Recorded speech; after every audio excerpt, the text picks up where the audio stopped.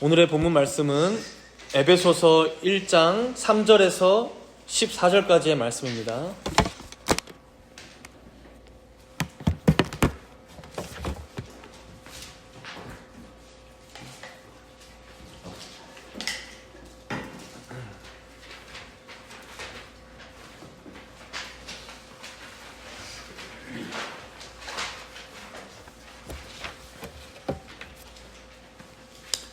네, 에베소서 1장 3절에서 14절까지 제가 봉독하도록 하겠습니다. 찬송하리로다 하나님 곧 우리 주 예수 그리스도의 아버지께서 그리스도 안에서 하늘에 속한 모든 신령한 복을 우리에게 주시되 곧 창세전에 그리스도 안에서 우리를 택하사 우리로 사랑 안에서 그 앞에 거룩하고 흠이 없게 하시려고 그 기쁘신 뜻대로 우리를 예정하사 예수 그리스도로 말미암아 자기의 아들들이 되게 하셨으니 이는 그가 사랑하시는 자 안에서 우리에게 거저 주시는 바 그의 은혜의 영광을 찬송하게 하려는 것이라. 우리는 그리스도 안에서 그의 은혜의 풍성함을 따라 그의 피로 말미암아 속량 곧 죄사함을 받았느니라. 이는 그가 모든 지혜와 총명을 우리에게 넘치게 하사 그 뜻의 비밀을 우리에게 알리신 것이요 그의 기뻐하심을 따라 그리스도 안에서 때가 찬 경륜을 위하여 예정하신 것이니 하늘에 있는 것이나 땅에 있는 것이 다 그리스도 안에서 통일되게 하려 하심이라. 모든 일을 그의 뜻의 결정대로 일하시는 이의 계획을 따라 우리가 예정을 입어 그 안에서 기업이 되었으니 이는 우리가 그리스도 안에서 전부터 바라던 그의 영광의 찬송이 되게 하려 하심이라. 그 안에서 너희도 진리의 말씀 곧 너희의 구원의 복음을 듣고 그 안에서 또한 믿어 약속의 성령으로 인치심을 받았으니 이는 우리 기업의 보증이 되사 그 얻으신 것을 속량하시고 그의 영광을 찬송하게 하려 하심이라. 아멘.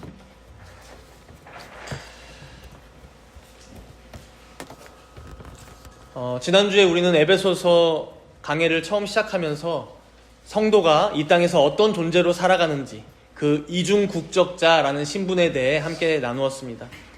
두 발은 이 땅을 딛고 살아가지만 우리의 진짜 소속은 우리의 영원한 국적은 그리스도 예수 안에 있음을 말씀을 통해 살펴봤습니다.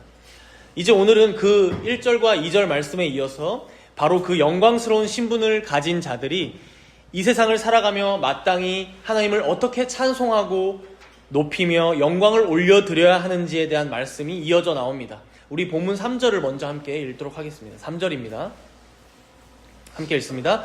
찬송하리로다 하나님 곧 우리 주 예수 그리스도의 아버지께서 그리스도 안에서 하늘에 속한 모든 신령한 복을 우리에게 주시되. 우리가 지난주에 봤지만 1절과 2절에서 편지를 보내는 발신인 사도 바울이다. 그리고 받는 수신인 에베소에 있는 성도들이다. 이렇게 밝힌 이후에 바로 이어서 지금 3절에서 어떻게 시작합니까? 찬송하리로다 하나님 곧 우리 주 예수 그리스도의 아버지께서 하면서 찬송이 시작되는 것을 볼 수 있어요. 이 3절부터 14절까지의 말씀을 제가 방금도 다 봉독해 드렸지만 좋은 말씀들인 거는 같은데 이게 계속 비슷한 말씀이 반복되는 것 같기도 하고 뭔가 만연체로 쭉 이어지는 느낌이 들어요. 그래서 사도 바울이 보통 지적이고 칼 같은 논리를 가진 사람 아닌가? 그에게 좀 어울리지 않는 문장이 쭉 이어지는 것 같다라는 느낌도 들죠. 사실 이런 느낌을 우리가 받았다면 이게 정확한 게 사실 오늘 이 3절부터 14절까지의 말씀은 헬라어 원문으로 보면 중간에 마침표가 단 한 개도 없습니다. 문장이 끊이질 않아요.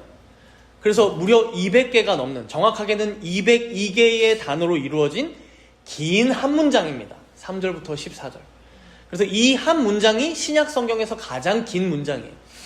이 문장보다 긴 헬라어 문장은 없어요. 지금 바울이 이 편지를 어떻게 시작하고 있어요? 1절과 2절에서 누가 보내고 있고 누구에게 보낸다. 필수적인 발신인 수신인을 딱 밝히고 나서 바로 본론으로 들어갔는데 당장에 하나님을 찬송하지 않고는 못 견딜 만큼 그 삼위 하나님의 영광, 그가 베푸신 은혜, 이게 너무도 커서 사도 바울 입장에서 200단어가 넘는 동안 단 한 번도 끊이지 않고 찬송을 이어서 하지 않으면 도저히 견딜 수 없는 어떤 그 마음의 감격, 그 감동이 그에게 있었던 거예요. 그러니 남들이 들었을 땐 어때요? 막 감격이 터져 나오니까 뭔가 문장이 좀 덜 된 것 같기도 하고, 한국말로 번역을 해서 옮겨놨는데도 했던 말 또 하는 것 같고, 문장이 끊기지를 않고 쭉 이어지는데 찬송하는 이 사도 바울은 정작 너무나 감격이 넘치는 그런 편지의 내용인 거죠. 그런데 여기서 우리가 한 가지 떠올려 볼 게 있습니다. 지금 바울이 어떤 상황에서 이 편지를 썼다고 했죠? 어떤 상황에서? 로마의 어떤 감옥에 갇혀서 편지를 썼다고 했어요. 그래서 우리는 에베소서를 지난주에 배웠죠. 옥중서신 중에 하나라고 배웁니다. 옥중서신. 당시 로마 감옥은 기본적으로 지하에 있습니다. 차가운 돌바닥으로 되어 있고 방수도 되지 않아서 비가 많이 내리면 지하부터 물이 차서 물이 많이 내리는 날이면 내가 이 물에 잠겨서 죽을 수도 있겠구나 했던 게 당시 로마의 감옥이었다고 알려져요. 제가 로마로 신혼여행 갔을 때 봤는데 문이 옆으로 나 있는 게 아니라 위로 뚫려 있어요. 그래서 줄을 내려서 끌어올립니다. 죄인을. 그러니까 밑에 물이 차면 이렇게 차서 이렇게 잠기겠죠. 그런 감옥에 갇혀 있는 거예요. 지금 우리로서는 우리나라의 교도소랑은 비교할 수가 없어요. 상상하기 힘든 곤욕스러운 곳입니다. 그럼 생각해 보세요. 지금 차가운 돌바닥에 손과 발에는 쇠사슬이 매여 있고 그런 상황에서 편지를 쓰고 있는 거예요. 보통이라면 어떤 말이 나와야 정상입니까? 너무 춥다. 배도 고프다. 걱정된다. 혹시나 내가 여기서 죽게 되면 에베소 성도들아 너희들은 잘 살 수 있겠니? 이런 말 쓰는 게 오히려 일반적인 것 같죠. 혹은 좀 더 낫다 해도 뭐 유언을 남긴다던가. 최소한 이렇게 오늘 본문처럼 감동을 받아서 감격 가운데 뭔가 찬송을 쏟아내지 않으면 못 견디겠는 이 바울의 모습이 우리에게는 잘 이해가 되지 않는 것이죠. 어떻게 이럴 수 있을까? 그렇다면 우리를 이 말씀에 비춰봤을 때 어떻습니까? 우리는 사도 바울처럼 감옥에 갇혀 있지 않습니다. 극심한 핍박에 놓여 있지도 않습니다. 여러분들 오늘 교회를 오시는 길에 누군가 여러분들의 길을 막아서서 교회 가면 너 회사 자를 거야. 교회 가면 너 사회생활 못하게 할 거야. 이런 뭔가 핍박을 당하셨습니까? 아무도 막는 사람 없고 평안한 중에 오셨을 거예요. 그러나 여기까지 온 여러분들의 마음은 지금 어떠하십니까? 예배에 참석해서 함께 기도하고 하나님을 찬송하는 여러분들의 마음, 여러분들의 입술의 고백은 어떠하십니까? 진짜 그 인격적으로 살아계시고 오늘도 우리와 함께 하시는, 그래서 예배 받으시는 그 하나님 앞에 여러분들의 마음에 있는 그 사랑을 고백하고 그 분이 베푸신 그 은혜에 감격함으로 예배하고 찬송하고 계십니까? 아니면 반대로 혹시 지금 이 말씀을 들으면서도 여전히 내 마음을 짓누르고 있는 어떤 압박과 고민으로 올해는 어떻게 또 먹고 살까? 직장에서 지난주에 했던 일 이런 거 저런 거 있었는데 이거 어떻게 처리할까?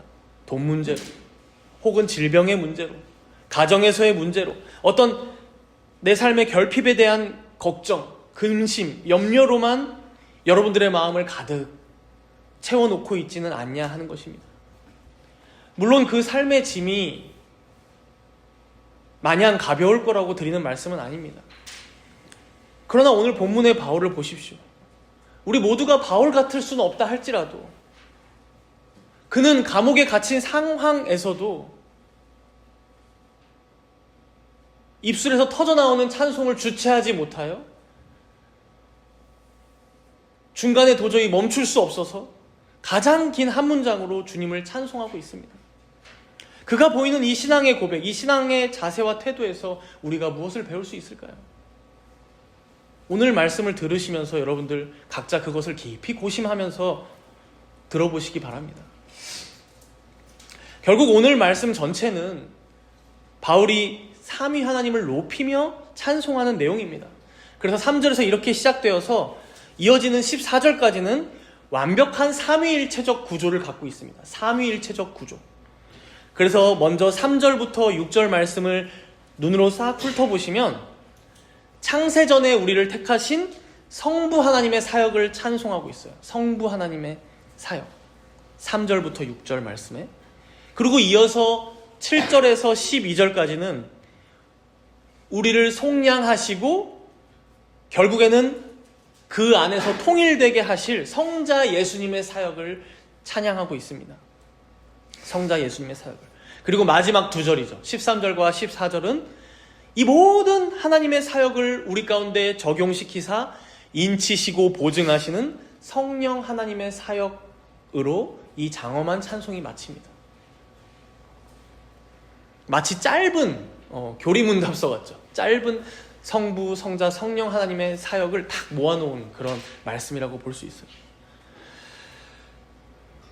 우리가 오늘 이 바울의 찬송을 통해서 우리 마음의 깊은 심령이 저 높으신 하늘의 삼위 하나님을 다시금 바라보는 시간이 되기를 소망합니다.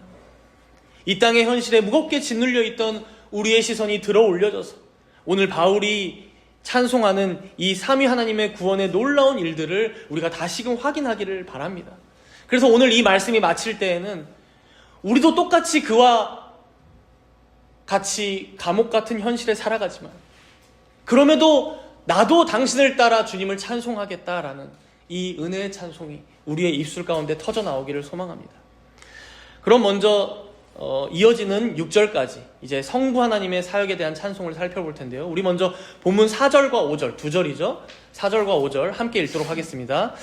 곧 창세전에 그리스도 안에서 우리를 택하사 우리로 사랑 안에서 그 앞에 거룩하고 흠이 없게 하시려고 그 기쁘신 뜻대로 우리를 예정하사 예수 그리스도로 말미암아 자기의 아들들이 되게 하셨으니. 이 4절과 5절을 보면 기독교 신앙의 가장 깊은 신비라고 불리우는 두 단어를 만나게 됩니다. 바로 4절에 보면 택하사, 선택입니다. 선택. 그리고 5절에 보면 예정하사라고 나오죠. 여러분들이 이 두 단어에 좀 동그라미를 쳐보셔도 좋을 것 같아요. 여러분들 성경에 택하사와 그러니까 선택과 예정 이 두 단어가 탁 나오죠. 우리가 흔히들 이 두 단어를 비슷하게 혼용해서 사용해요. 하나님께서 선택하셨어. 하나님께서 예정하셨어. 근데 이 의미를 오늘 본문을 통해 조금 디테일하게 들여다보면 약간 구분돼서 사용하고 있음을 알 수 있어요. 먼저 선택은요. 수많은 무리들이 있는데 그 중에서 누구를 구원하실지 선택하셨다. 즉 대상이 누구인지를 정하셨다라는 의미가 있어요. 선택. 수많은 무리들이 있는데 누구를 탁 택하신 거예요. 여러분들 여기 있는 분들을 탁 하나님께서 선택하신 거예요. 대상이 누구인지를 정하셨다. 반면에 5절에 있는 예정은 말 그대로 미리 정하셨다는 거죠. 예정, 미리 정하셨다.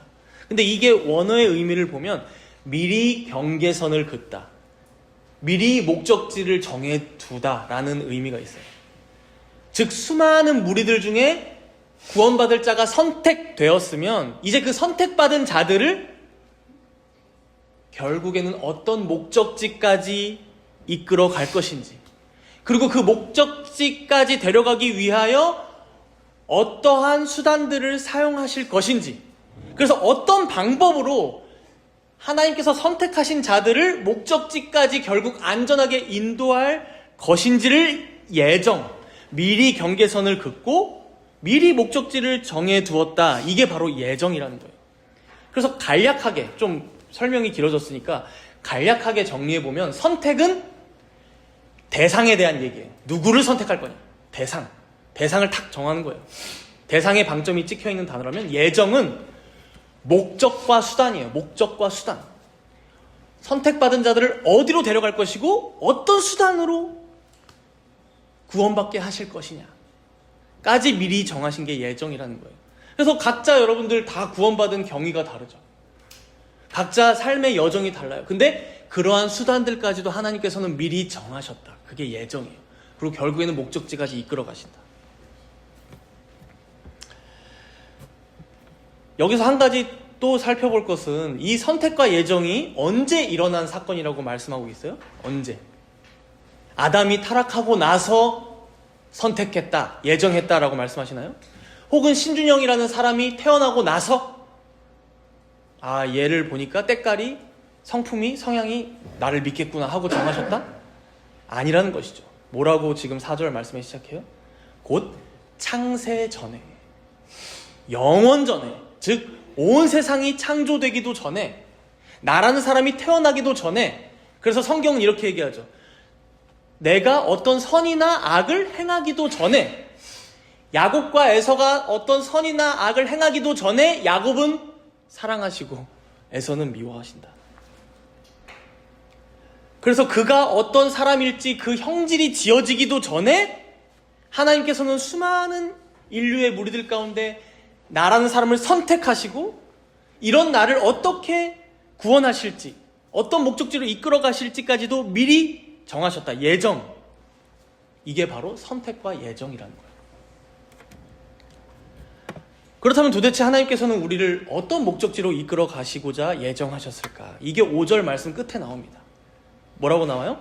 예정하사 예수 그리스도로 말미암아 자기의 아들들이 되게 하셨으니. 자기의 아들들, 즉 아들로 삼아주셨다, 양자로 받아주셨다.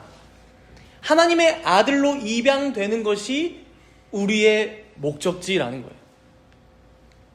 여기서 우리가 당시 로마 제국 사회에서의 입양, 그리고 아버지라는 존재의 의미를 좀 더 알면 도움이 됩니다. 지난주에도 봤지만 우리가 당시 로마 황제에게만 특별히 붙여지는 칭호가 있었죠. 국가의 아버지. 왜냐하면 로마 시민들의 모든 것을 공급해주고 제공해주는 역할이었기 때문에 국가의 아버지라는 아주 영광스러운 칭호가 그에게 주어졌어요. 근데 이게 당시 가정에서도 동일했습니다. 이 아버지라는 말 속에 주는 권위가 엄청났습니다. 그래서 우리처럼 유교적인, 가부장적인 사회보다도 당시 로마 제국이 훨씬 더 가부장적이었어요. 남자, 그리고 아버지. 그래서 로마법으로 보면 심지어 아버지에게 가족들의 생사 여탈권까지 다 권한이 주어졌다고 합니다. 그래서 가족들의 생명을 빼앗을 수까지 있었다고 해요. 아버지가. 불합리하긴 한데 그런 로마법이 있었다고 합니다. 그러니 어떻습니까? 당시에 입양도 굉장히 흔했거든요. 누군가가 기존 가문, 전에 나를 낳아주신 그 아버지의 곁을 떠나서 다른 가문으로 입양된다는 것은 어떤 의미가 있어요? 이제 이전 가문에서 내가 가지고 있던 모든 관계들이 끝난다. 그래서 이전 가문에서 졌던 빚이 있다면 모든 빚도 탕감. 노예였다면 노예된 신분에서 완전히 끊어지고 해방되어서 새 아버지의 합법적인 상속자로서 거기서 보호와 특권을 누리게 된다라는 의미가 여기에 담겨 있는 거예요. 누군가의 아들이 된다. 그러니 여기 본문에서 바울이 감격하며 찬송하는 내용이 무엇입니까? 지금까지 너희가 본질상 진노의 자녀로 공중 권세 잡은 자 사단을 따르던 그의 종이고 그의 노예고 그의 자녀였는데 이제는 안심해라. 하나님께서 너희들을 이미 창세 전에, 영원 전에 너희를 선택하시고 예정하셔서 이제는 창조주 하나님의 아들로, 그의 자녀로, 그의 가문으로 완전히 너희의 적이 옮겨졌다. 거기가 너의 목적지다 라고 얘기합니다. 그러니 여러분, 지금까지 날 괴롭히던 죄의 책임, 나는 왜 이렇게 선하지 못할까 했던 어떤 나의 연약함과 부패함, 왜 나는 더 하나님을 갈망하며 추구하지 못할까, 이런 의의 결핍, 이러한 원죄로부터 너는 완전히 해방되었어. 이제 사망에서 생명으로 가문이 옮겨졌어. 하나님의 선택과 예정 가운데.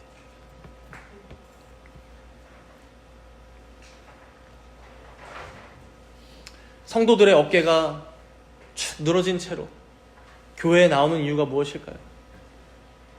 왜 우리는 힘이 빠져서 예배에 나오게 될까요? 지난 한 주간 살아보니까 녹록치 않거든요. 세상을 봐도 내가 남들보다 잘난 게 없고, 뭐 미래 대비가 더 잘 되기를 했나, 더 남들보다 돈을 잘 벌기를 하나, 초라하죠. 교회에 와도 나의 연약함, 나의 부족함, 심지어 나의 패역함, 이 부패함, 하나님 앞에서 서기가 부끄럽죠. 그러니 어깨가 축 늘어져서 주일날 나오는 것이죠. 그러나 사랑하는 성도 여러분, 그런 여러분들을 하나님께서 오늘 뭐라고 부르고 계십니까? 그런 너희들의 부족한 능력, 그런 너희들의 배경, 그런 조악한 상황, 그런 비천한 너의 출신, 그런 것과 상관없이 너는 내 아들이야. 너는 내 딸이야. 내가 영원토록 너를 가장 안전하게 지킬 거야. 말씀하고 계시는 거예요. 이것을 우리가 다시금 상기한다면, 우리의 현실이 아무리 고단하고 문제나 걱정이 첩첩산중 많다 할지라도 온 우주의 주권자가 우리의 아버지이시니, 다른 누가 아닌 바로 내가 세상에서 가장 부요하고 가장 복된 상속자이구나, 믿음 가운데 주님을 찬양하게 된다는 것입니다. 이러한 감격스러운 은혜를 누리며 나아갈 때 여기서 우리가 한 가지 꼭 짚고 넘어가야 할 부분이 있습니다. 하나님께서 우리를 이렇게 영광스러운 아들로, 양자로 삼으셨다는 그 내용 안에는, 우리 4절 끝에 한번 볼까요? 4절 끝에 보시면 결국 하나님의 아들이 된다는 것은 우리의 상태가 어떻게 된다는 거냐면 이렇게 말씀하죠. 우리를 택하사 그 앞에 거룩하고 흠이 없게 하시려고. 그러니까 우리가 이 말씀을 읽을 때 어떤 마음이 들어요? 방금 전까지 나를 자녀 삼아주신다, 자격 없는 나를 자녀 삼아주신다는 은혜에 막 감사하다가, 결국 또 나 거룩하라는 말이구나, 흠이 없게 살라는 말씀이시구나, 똑바로 살라는 말이구나, 하나님 자녀답게 살아라, 어떤 나의 의무, 나의 책임, 나의 과제가 남아있구나, 이런 종교적인 짐에 우리는 또 눌리기가 쉽다는 거예요. 그러나 여러분, 4절 말씀을 우리가 자세히 한번 읽어보면 이 거룩하고 흠이 없게 하시려고 라는 이 목적 앞에 어떤 수식어가 붙어 있습니까? 우리로 사랑 안에서 거룩하고 흠이 없게 하시려고. 즉, 이 거룩하고 흠이 없게 되는 이 과정마저도 무엇 안에서 이루어질 거라는 말씀입니까? 그 하늘 아버지의 절대적이고 무한하시고 불변하신 사랑 안에서 우리가 결국에는 거룩하고 흠이 없게 될 것임을 말씀하는 거예요. 사실 하나님께서 선택하시고 예정하셨다라는 이 의미 안에 다 포함되어 있는 말입니다. 하나님께서 누군가를, 우리를, 나를 자기 아들들이 되게 하시기로 예정하셨대요. 그러면 이 목적에 반드시 이르도록 하나님께서는 이미 수단과 과정을 다 정해놓으신 거예요. 그렇게 각자의 라이프 스타일에 맞게 어느 시기에 누구를 통하여 말씀을 듣게 하시고, 결국에는 그 말씀이신 하나님께서 나를 설득하시고 깨닫게 하시고 믿게 하셔서 구원받게 하시고, 이후에 거룩을 향한 그 여정, 그 성화의 여정까지도 다 각자에게 적절하게 적합하게 이뤄가셔서 결국에는 하나님의 자녀로 영원히 삼으신다. 이게 예정이잖아요. 그런데 우리가 하도 이걸 잘 믿지 못하니까 마치 한 번 더 우리에게 알려주듯이 거룩하고 흠이 없게 되는 과정도 너의 노력으로 되는 게 아니라, 너의 열심 안에서 되는 게 아니라, 너의 어떤 자격으로, 의로움으로 되는 게 아니라 하나님의 크고 놀라우신 사랑 안에서만 될 것임을 말씀하는 겁니다. 사실 우리가 세상을 봐도, 여러분들 아이들 보면 어때요? 부모님이 딱 등장하면 저 부모님의 아이구나 단번에 알아요. 왜요? 너무 닮았거든요. 여러분, 자녀라면 반드시 부모를 닮습니다. 그 자녀가 노력을 하냐 안 하냐는 나중 얘기예요. 저기 이준이 들어오는 거 보세요. 딱 지 아빠처럼 들어옵니다. 서 있는 모습만 봐도 엉거주춤, 저 이제 약간의 저 안짱다리 저런 거 너무 비슷해요. 표정, 웃는 모습, 엄마 닮았구나. 여러분, 포도나무에는 포도가 맺히기 마련이고 하나님의 자녀는 하나님을 닮기 마련입니다. 내 노력에 달려있는 게 아니에요. 결국 우리가 이 여정 가운데 좌충우돌을 할 수는 있습니다. 때로는 낙심할 수도 있어요. 그러나 결국엔 하나님의 성품을 닮아가고 그가 가르치시는 말씀을 향해 나아가고 그의 거룩하심이 우리의 몸과 삶에 배어지고 이게 여러분들 결국에는 전적인 하나님의 은혜로만 되는 성화의 과정인 거예요. 그래서 결국 바울의 찬양은 여기로 향하죠. 우리 6절 말씀을 함께 읽어볼까요? 6절 말씀입니다. 함께 읽습니다. 이는 그가 사랑하시는 자 안에서 우리에게 거저 주시는 바 그의 은혜의 영광을 찬송하게 하려는 것이라. 결국 누구만이 홀로 영광 받으시고 찬송을 받으십니까? 모든 것을 그가 이루셨기에, 그가 거저 주시기에 하나님 한 분만이 홀로 영광을 받으시는 거예요. 거기에 내 공로가 없기에, 나의 힘으로 된 것이 하나도 없기에 그의 은혜의 영광을 찬송하게 하려 하신다. 이제 이 성부 하나님을 향한 바울의 벅찬 찬양이 다음으로 성자 예수님을 향한 찬양으로 이어집니다. 우리 7절 말씀도 함께 이어서 읽겠습니다. 7절 말씀입니다. 우리는 그리스도 안에서 그의 은혜의 풍성함을 따라 그의 피로 말미암아 속량 곧 죄사함을 받았느니라. 이 7절 말씀에 보면 아주 무겁고도 영광스러운 단어 하나가 등장합니다. 바로 속량입니다. 속량. 여러분들 한 번쯤 들어보셨겠지만 이 단어는 고대 로마 사회에서 노예 시장에 있는 어떤 노예를 자유인으로 풀어주기 위해서 어떤 주인이 대신 지불하는 엄청난 몸값, 즉 배상금을 뜻하는 단어입니다. 속량. 즉 우리가 어떻게 죄사함, 죄용서를 받았다는 거예요? 어떻게 죄와 사망의 노예로부터 해방될 수 있었습니까? 어떻게 우리가 아무것도 하지 않았는데 하나님의 자녀, 양자로 입양될 수 있었을까요? 그냥 하나님께서 갑자기 날 구원하신 걸까요? 만약 아무런 대가 없이 그 어떤 보상도 없이 우리를 죄로부터 건지셨다면 여러분들 하나님께서는 불의한 하나님이 되실 거예요. 왜냐하면 그 죄의 대가를 치르지 않게 하셨거든요. 분명히 나는 아담과 함께 죄를 지은 멸망받고 지옥 가야 마땅한 자였는데 그냥 아무 일도 일어나지 않았는데 그런 나를 선택하셨기 때문에 그냥 구원하신다? 이건 하나님께서 자신의 공의와 정의를 지키지 않은 게 되어버리죠. 그래서 하나님께서 미리 정하신, 예정하신 구원의 방법, 수단이 있는데 뭐라는 거예요?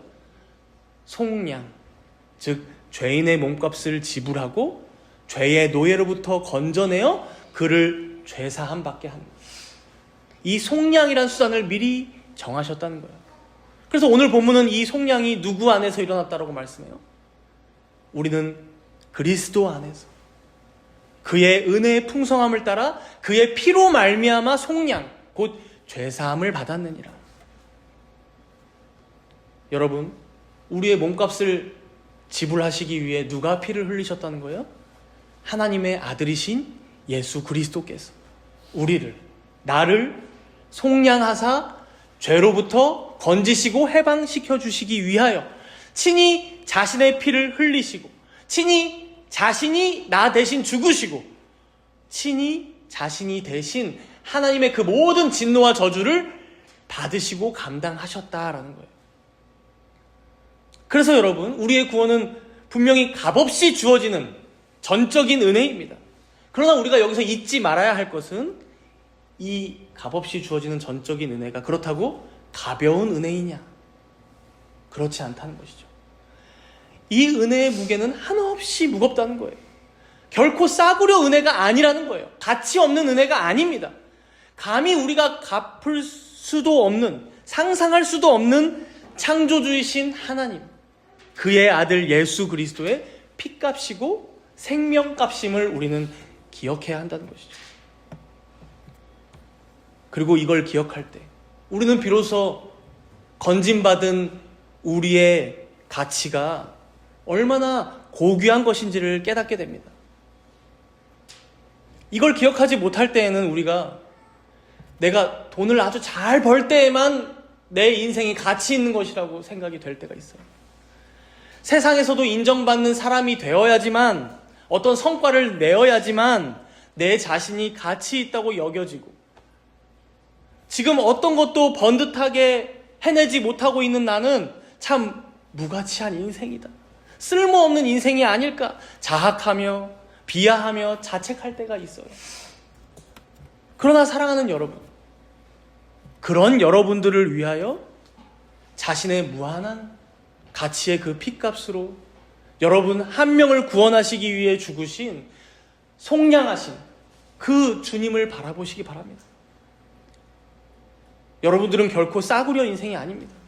누군가가 여러분들을 무시할 만큼 결코 초라한 인생들이 아닙니다. 하나님께서 무려 창세 전에 선택하신 존재요, 여러분들 한 명 한 명을 자기 자녀로 입양하기 위하여 무려 자신의 아들 예수 그리스도를 십자가에 매달 만큼 고귀한 인생들이라는 것이죠. 그리고 더 나아가 이 성자 예수님의 놀라운 사역이 다만 나 하나 구원하는 것에서 그치지 않음을 이제 이어서 알려줍니다. 우리 9절과 10절, 본문 9절과 10절입니다. 두 절 함께 읽도록 하겠습니다.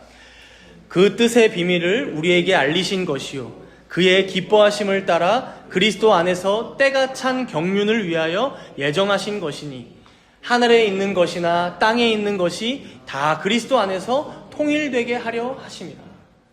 여기 9절 말씀에 보면 그 뜻의 비밀, 거대한 경륜을 하나님께서 우리에게 알려주셨다. 그럼 이 비밀이 뭘까? 10절 말씀에 보면 그 비밀에 대해서 설명하고 있어요. 뭐라고요? 하늘에 있는 것이나 땅에 있는 것이 다 그리스도 안에서 통일되게 하려 하심이라. 이 말씀이 무슨 의미일까? 뜬구름 잡는 소리 같이 들리기도 하고. 보통 우리가 구원이라고 하면, 이 죄 많고 썩어질 세상에서 나를 선택하셨으니까 나만 쏙 데려가셔서 구원하셔서 저기 멀리 있는 천국으로 가게 하시겠지라고 생각합니다. 즉 하나님의 구원을 어느 정도로 우리가 생각하는 거예요? 그냥 나 개인 영혼 구원 정도로만 생각하는 거예요. 그러나 여러분, 이렇게 생각했던 많은 자들이 어떻게 살았을까요? 세상을 구원받은 이후에 이 세상에서 살아가는 게 의미가 없어요. 왜? 여기는 죄 많은 이 세상은 내 집이 아니고, 여기는 다 불타 없어질 곳이고, 결국 나는 저 천국만 내 집인데 이 세상에서의 삶은 대충 살아야겠다. 어차피 여기는 다 불타 없어질 죄만 가득한 세상이니까. 그래서 혼자 산으로 올라가거나 더 도를 알기 위해서 득도를 하려고 혼자서 광야로 나아가거나 했던 거예요. 혼자만의 개인 구원, 개인 득도를 추구하는 게 다 이런 생각에서 오는 이원론입니다. 그러나 여러분, 하나님의 구원 계획, 하나님의 마스터 플랜이라고 할 수 있을까요? 하나님의 이 작정은 그렇게 작지 않다는 거예요. 쪼잔하지 않으시다는 거예요. 자신이 택한 사람들만 쏙 구원하고, 자신이 창조하신 이 세계는 나중이 되면 나 몰라라 하고, 그렇게 주님 오셨을 때 어차피 온 만물엔 죄가 가득하니까 싹 다 불로 심판하고 태워 없애버려야겠다. 이게 신학적 용어로 세계 파괴설, 그리고 소멸설이라고도 합니다. 이걸 배워요, 실제로 종말론에서. 그러나 오늘 본문 말씀 10절에 보면 뭐라고 말씀하세요? 하늘에 있는 것이나 땅에 있는 것이 다 그리스도 안에서 통일되게 하려 하심이라. 즉 죄로 인해 망가진 게 사람만이 아니기 때문에, 로마서 8장에 말씀하죠. 지금도 모든 피조 세계들이 신음하며 고통스러워하고 있기에 우리 주님 오실 때에는 그가 이루신 속량의 은혜로 하늘에 있는 것들, 보통 영적인 세계라고 우리가 인식합니다. 땅에 있는 것들, 모든 물질적인 세계든 다 그리스도 안에서 통일되고 회복되게 하시겠다라는 말씀이에요. 물론 이 말씀이 우리가 또 잘못 오해해서 모든 사람들이 다 같이 구원받겠지, 이런 만인구원론을 얘기하는 게 결코 아닙니다. 분명히 구원받는 이들은 선택받고 예정된 이들 뿐입니다.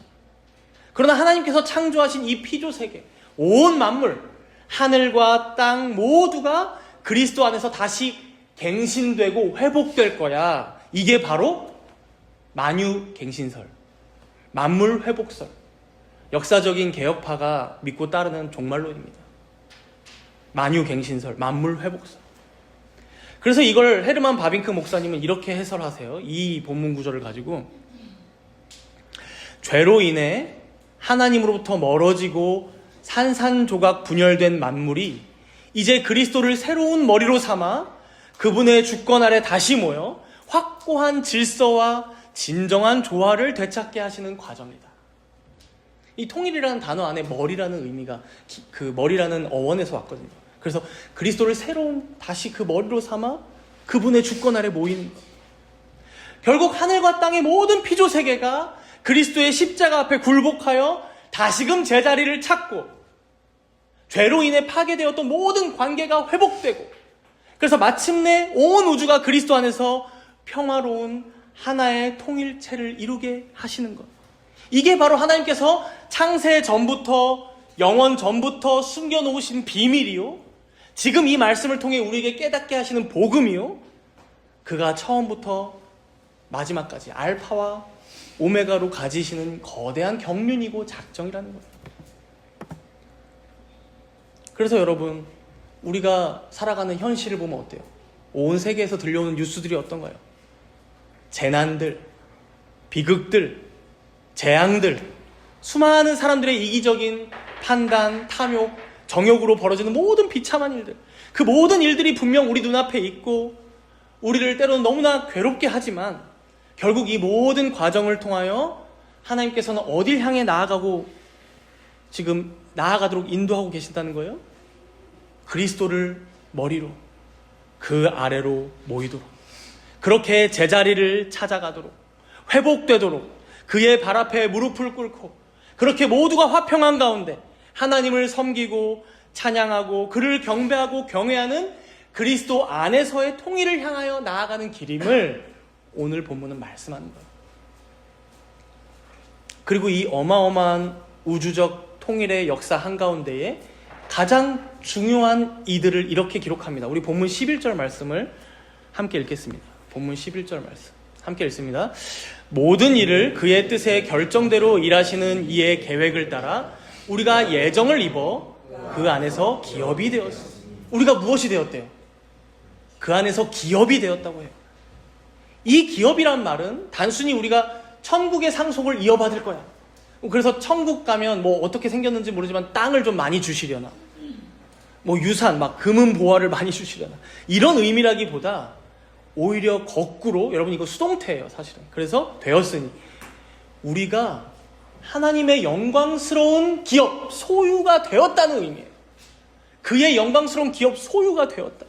그래서 마치 구약 시대 때 이스라엘 백성들을 향해 하나님께서 뭐라고 말씀하세요? 너는 내가 기뻐하는 나의 소유야, 나의 자녀야 부르셨던 것처럼 이제 예수 그리스도의 핏값으로 속량받은 우리가 온 우주의 주권자이신, 온 우주를 회복하시고 하나로 통일하실 그 하나님의 가장 존귀한 소유가 되었다라는 의미예요. 그러니까 모든 통일되는 피조세계 가운데에서도 우리는 뭐예요? 특별하게 하나님의 소유로 삼으신 자들, 기업이 되었다. 그러니 여러분, 우리가 이 땅을 살아갈 때 늘 무엇에 목을 맵니까? 나의 소유, 나의 기업에 목을 맵니다. 내 재산이 얼마나 되지? 통장에 들어가 보고, 주식 계좌에 들어가 보고, 내가 나중에 자녀에게 물려줄 재산은 얼마나 될까? 내가 노후에 융통할 수 있는 내 자산은 얼마나 될까? 항상 그걸 계산하는데 혈안이 되어 살아갑니다. 그러나 오늘 에베소서의 이 말씀은 이러한 얄팍한 우리의 가치관을 완전히 뒤집습니다. 진짜 중요한 것은 내 소유가 얼마나 있느냐가 아니라 뭐라고 말씀하는 거예요? 내가 누구의 소유인가? 내 소유가 얼마나 있느냐를 따지는 게 아니라 너는 누구의 소유인가를 묻고 있는 거예요. 우리는 결국 내 인생 하나 책임지지 못합니다. 내 미래도 우리는 보장하지 못합니다. 이런 우리가 내가 지금 얼마나 가지고 있지? 이거 계산할 게 아니라 거꾸로 나는 누구의 소유인가? 나는 누구에게 붙들린 자인가? 이걸 되물으며 돌아보라는 것이죠. 여기 계신 여러분 한 분 한 분은 이미 만물을 통일하시는 온 우주의 왕께서 자기 아들의 핏값이라는 그 엄청난 대가를 지불하고 사신 하나님의 가장 찬란한 기업, 그의 소유된 백성임을 믿습니다. 바로 지금 온 우주의 주권자이신 하나님께서 여러분들을 향해 말씀하세요. 너는 내 것이다. 너는 온 우주와도 맞바꿀 수 없는 나의 가장 영광스러운 기업이다. 칭하고 계신다는 것이죠. 그러니 여러분, 오늘 본문의 이 놀라운 말씀이 진정 나를 찾아와 내 심령에 깊이 뿌리를 내릴 때 우리는 비로소 내 소유가 얼마인지 보다 내가 누구의 소유인지를 그 굳건한 반석 위에서 세상의 거대한 벽들이 다가올 때라도 주눅들지 않을 수 있습니다.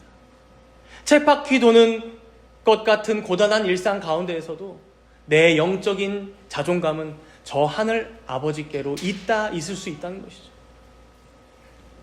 그렇다면 이제 마지막으로 이러한 성부 하나님의 완벽한 계획, 그리고 성자 예수님의 속량의 은혜가 어떻게 확실히 내 것이 되는지 마지막 성령 하나님의 사역을 잠시 살펴보고 마치겠습니다. 우리 본문 13절 말씀 함께 읽겠습니다.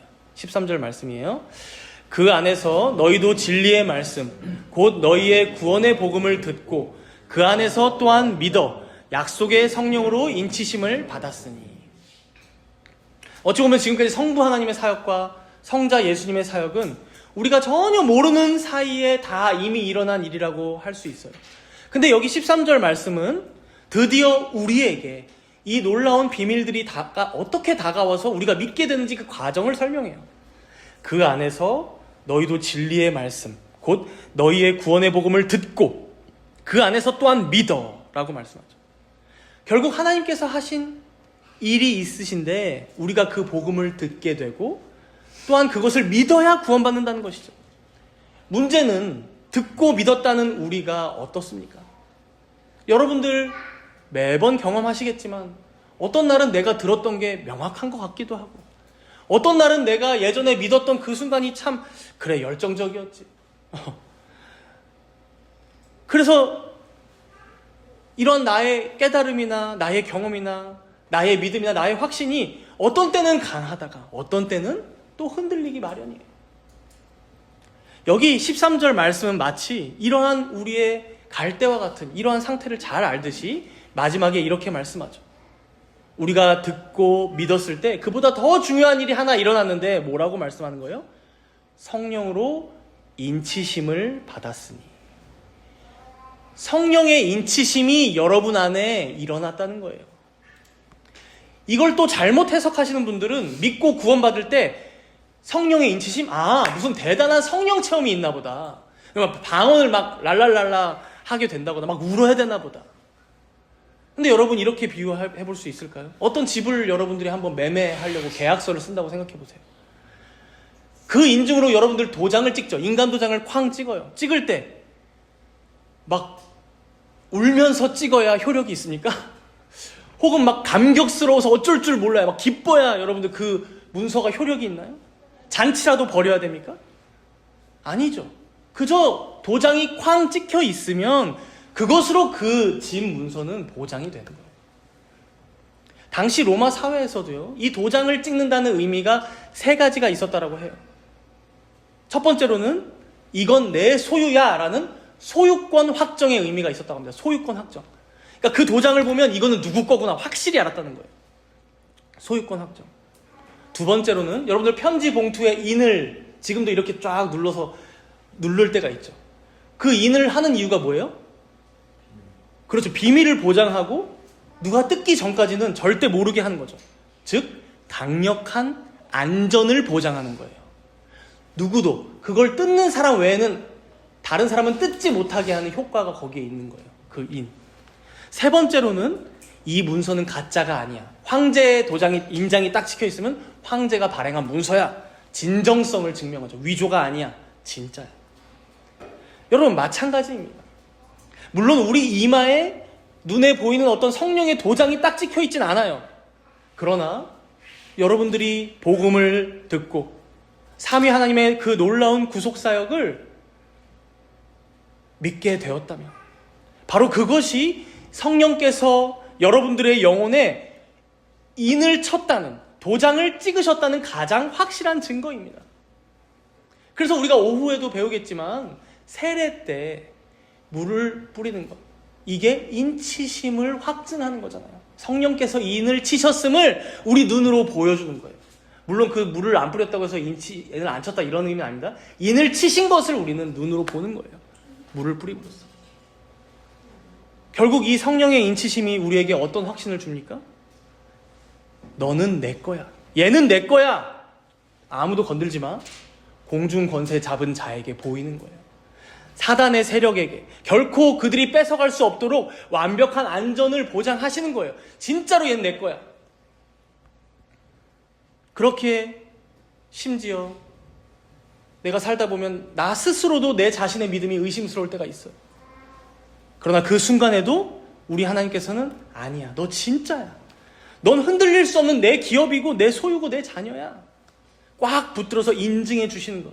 이게 바로 성령의 위대한 인치심의 역사라는 것이죠. 그래서 이제 마지막입니다. 우리 14절 말씀 함께 봅시다. 14절 말씀. 이렇게 말씀하죠. 이는 우리 기업의 보증이 되사 그 얻으신 것을 속량하시고 그의 영광을 찬송하게 하려 하심이라. 여기 보니까 성령 하나님께서 우리 기업의 뭐가 되신대요? 보증. 여러분, 이 보증이라는 단어는 우리가 쉽게 생각해보면 계약금, 그러니까 상거래할 때 계약금, 첫 지불금을 뜻해요. 여러분, 우리가 집 살 때 아파트 값이 너무 비싸죠. 몇 억씩 막 해요. 그럼 어떻게 해요? 계약금을 내고 중도금을 치러 갑니다. 근데 여러분들 아직 내지 않은 돈이 있다고 해서 거기가 내 집이 아니라고 말씀하세요? 내 집이라고 얘기하죠. 중도금 치르고 있지만 결국에는 끝까지 다 치를 거니까. 마찬가지입니다. 우리 안에 성령 하나님께서 함께 하셔서 우리가 어느 날 복음을 듣고 구원받았다면 때때로 내 인생의 어떤 힘든 시절에 이 믿음이 좀 약해지고 흔들리고 지칠 때가 있다 하더라도 우리 안에 성령 하나님께서는 이미 계약금을 치르시고 이미 중도금을 치르고 계시고 보증하시는데, 그렇기 때문에 흔들리지 마. 내가 계약금 다 치렀잖아. 지불금 이미 다 냈어. 걱정하지 말고 자유롭게 안전하게 지내라. 넌 이미 내 자녀야. 내 품으로 와서 쉬어라. 이렇게 보증하신다는 거예요. 그러니 사랑하는 여러분 자신의 어떤 상태, 믿음, 현재의 조건, 어떤 환경 때문에 괴로워하지 마시기 바랍니다. 누가 뭐라고 해도 여러분들은 꼼짝없이 하나님의 소유가 된, 그 하나님의 기업이 된 자들입니다. 이미 성령 하나님께서 여러분들을 위해 치르신 그 첫 지불금, 그 계약금이 그리스도 안에서 속량의 값으로 치러졌습니다. 그리고 여러분들이 믿었다면, 그리고 그 안에서 신앙의 기쁨을 누리셨다면 그것이 바로 장차 우리가 누리게 될 영원한 천국의 작은 파편 조각들입니다. 여러분들은 이미 그 천국을 조금씩 누리고 계신 거예요. 지불금들을 맛보고 계신 거예요. 이 말씀을 여러분들 마음에 깊이 새기시고 감사와 기쁨 가운데 다가오는 한 주간도 천국을 누리며 살아가시는 천국 백성들이 되시기를 축복합니다. 함께 기도하겠습니다. 주님, 우리는 참 연약합니다. 언제 어느 때에든 우리가 받은 이 구원을 너무 쉽게 의심하고 흔들립니다. 그러나 주님, 오늘 말씀은 우리를 이 좁은 세계에서 벗어나 영원을 바라보게 하시고 이 작은 지구를 벗어나 온 우주를 품게 하십니다. 우리가 그 크신 하나님의 뜻과 경륜을 어찌 다 헤아릴 수 있을지요. 이 시간 이 미천한 자들을 선택하시고 예정하사 속량하시어 당신의 기업되게 하셔서 결국 하나님의 자녀로 삼아주시는 그 크고 놀라우신 주님의 사랑을 소리 높여 마음 깊이 찬양하는 우리들이 되게 하여 주옵소서. 다가오는 한 주간도 팍팍한 삶의 현실 속에서도 이 삼위 하나님의 크신 경륜을 찬양하며 살아가는 우리 모두가 되게 해달라고 우리 잠시 동안 함께 간구함으로 기도하도록 하겠습니다. 주님, 그 크신 은혜 가운데 부르신 주님의 그 놀라우신 경륜과 섭리를 찬양합니다. 주여, 우리를 한세전부터 선택하시고 예정하신 주님의 그 놀라우신 사랑을 우리가 찬양합니다.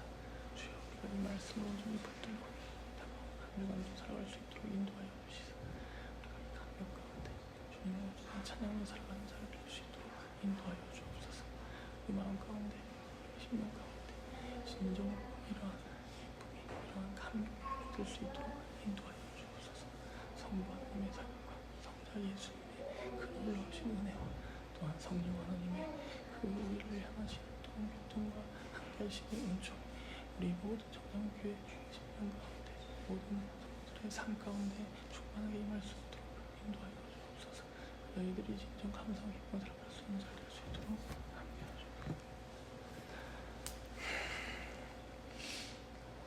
하나님 아버지, 세상의 크고 작은 문제들 앞에서 참 쉽게 흔들리는 우리들입니다.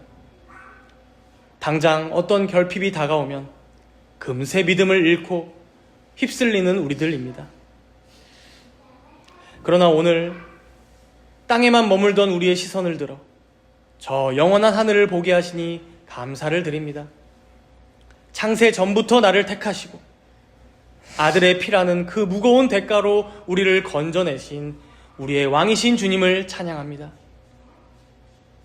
이제는 내가 얼마나 가졌느냐, 무엇을 소유했냐로 승부를 보려는 자가 아닌 내가 삼위일체 하나님의 소유라는 것으로 담대하게 자존감을 가지고 하나님의 기업이요 자녀라는 확실한 정체성으로 비록 바울과 똑같이 감옥과 같은 우리 주변의 환경일지라도, 아니 그보다 더한 문제 앞에 놓여 있을지라도 언제 어느 때에든 삼위 하나님을 갈망하고 그가 하신 사역의 은혜로 찬송하고 그에게 영광을 올려드리는 우리들 모두가 되게 하여 주옵소서. 감사드리며 우리의 영원한 보증이 되시는 예수님 이름으로 기도합니다. 아멘.